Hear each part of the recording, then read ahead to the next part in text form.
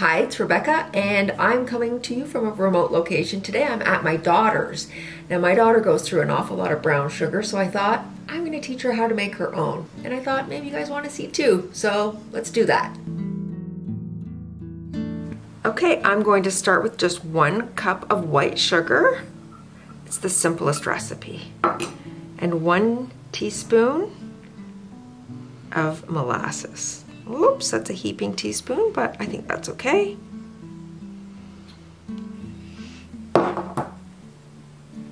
And now I'm going to take a dough hook. I think it's called a dough hook, a dough whisk maybe. And I'm just gonna mix the molasses in here.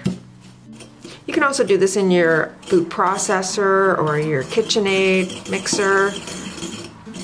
You can do it by hand if you prefer.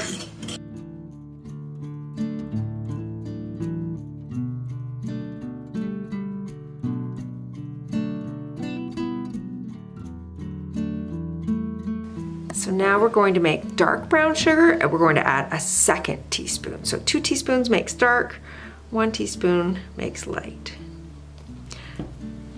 You'll notice we also started using a regular whisk. I just found the dough hook wasn't fine enough to get it really incorporated well.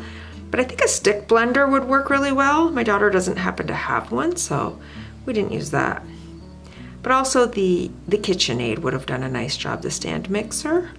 She does have that, but for only 1 cup, it didn't seem really worthwhile to get it out. And there we have it, beautiful, beautiful. It doesn't look super dark, but it is definitely darker than the regular. Of course, you can keep adding molasses to your heart's content. I mean, you could add another teaspoon if you like, but this is gorgeous. Beautiful. So what we're going to do here is we're just gonna put it right in with my daughter's other brown sugar. Like I said, she goes through a lot of brown sugar. So she says with this container's from IKEA, and it has a nice sealable lid and it never gets hard. Mind you, like I said, she goes through quite a bit of it. What you may wonder, she likes it in her coffee.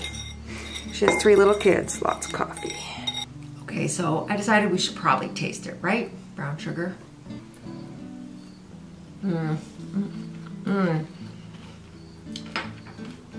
It tastes more of molasses than regular brown sugar, but this is robust flavor cooking molasses. So there you have it.